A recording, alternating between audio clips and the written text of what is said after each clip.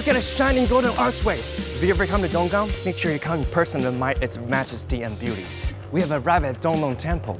The bustling atmosphere really reflects the prosperity of this area.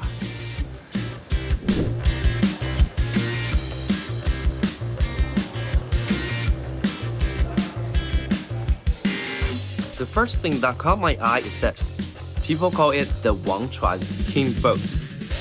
The King Boat is the centerpiece of the Donglong WangYe worship ceremony. During the ritual, the King Boat travels with the procession, serving to ward off evil and disease. On the final day, the King Boat is ceremonially burnt, symbolically cleansing away bad luck and ensuring the safety and prosperity of ships at sea.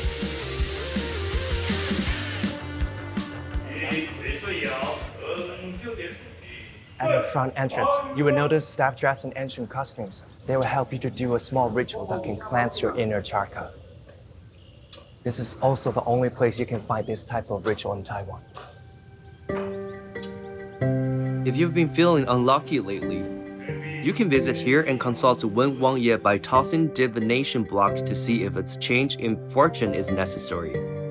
If no change is needed, it indicates that Wen WangYe is already aware of your situation and everything is fine. However, if a change is necessary, it will be carried out by the temple staff. For those requiring a change in fortune, symbolic punishments will be administered.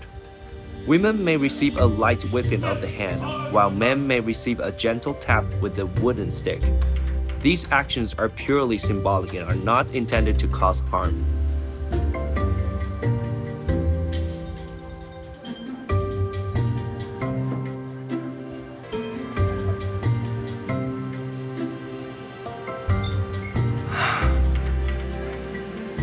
You can tell this is a really popular temple from the appearance of the interior wall. They all turn dark and yellowish from the accumulation of incense smoke. That means there are a lot of followers and worshippers coming every single day.